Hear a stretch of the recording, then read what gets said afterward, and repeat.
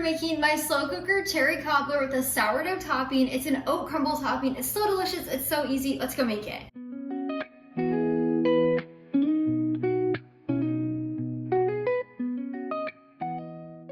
This cobbler was the very first recipe on my blog back in 2022, and now I'm redoing it, making it a little bit better, adding sourdough. Back then when I made this recipe, I only had a bag of frozen berries in the freezer for a holiday, and I wanted a quick recipe for a dessert, so I tossed things in here and made it really quick, and that's what I'm showing you how to do today. Before we get started, you can find my full written recipe linked down in the description below. Just click that link, it'll take you over to my blog where you can print and save it at any time. I also have tons of serving ideas over there.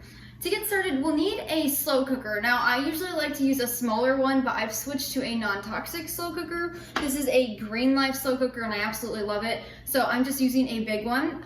This is naturally non-stick. It has no toxic Teflon coatings or anything, so I don't have to grease this, but if you have a regular crock pot or slow cooker, you can coat the inside of your slow cooker with a little bit of avocado oil or coconut oil. Just take a little kitchen brush and brush it in here. That will help prevent anything from sticking. Now we're gonna start with our cherry layer of our cobbler. So we'll need 2.5 cups of frozen or fresh cherries. Make sure there's no sugar on them. They're just natural, regular cherries. I get these organic ones from Kroger, and they're just like the sweet Bing cherries. So we're gonna add it to a mixing bowl,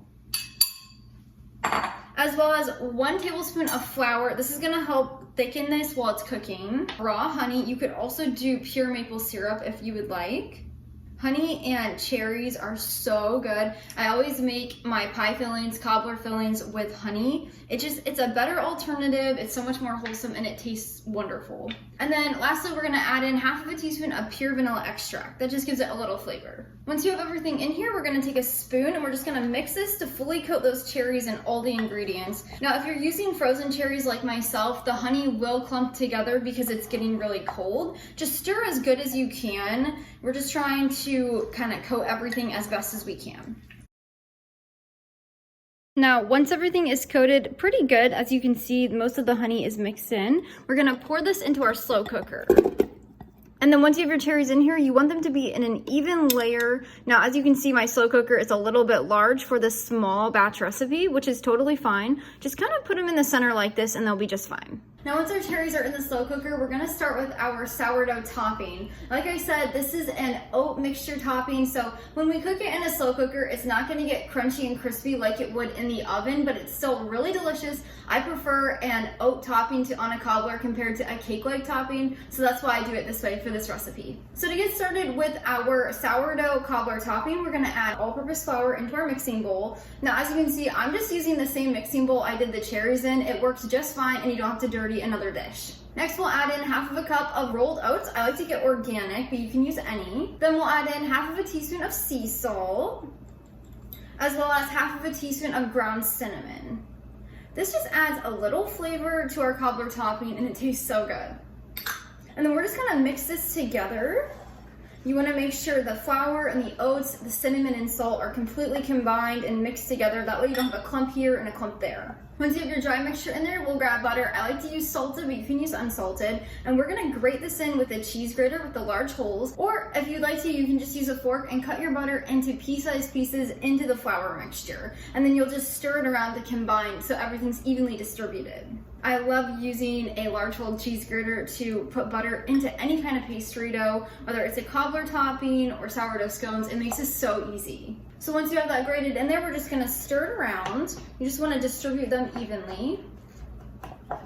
I love this recipe because it's just so simple. It's hands off. You do a little bit of work at the beginning and then it can cook in here low and slow. And then if you want to do this in the summer, it doesn't heat up your house. Now we'll add in our wet ingredients. So first we'll add in 1 tablespoon of sourdough discard. You could also use fed starter if you chose, and either way it works. As well as 1 tablespoon of milk. I like to use whole milk, but you can use any.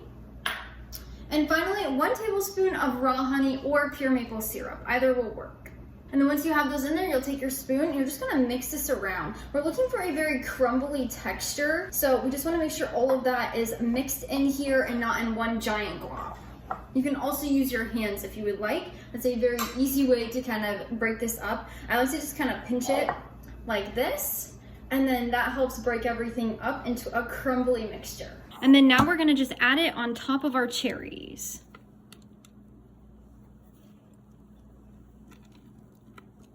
Once you have everything in there, we're gonna grab our lid and place it on top. Just make sure you don't remove the lid while your cobbler is cooking. Now that our cobbler has cooked, oh, it looks amazing. And that is how you make my slow cooker cherry cobbler with a sourdough topping. It's such an easy recipe for holidays or if you just want a special dessert on a weekend. Let's give it a quick try. Gotta get some of the topping on there. You don't get that crunchy, crisp topping like you do in the oven, but you get such a delicious texture. It's like a softer crisp. I absolutely love this. The cherries are sweetened perfectly. This is not gonna make you drink a ton of water when you're done. It has just a subtle amount of honey. You can add more if you would like it a little sweeter. My husband and I are not a huge sweets person, so we like it a little bit more toned down. Like I said earlier, you can find my full written recipe linked down in the description below. Just click that link. It'll take you over to my blog where you can print and save this recipe at any time. I have serving ideas and storage tips over there as well. Until next time, go serve God by loving your family one recipe at a time.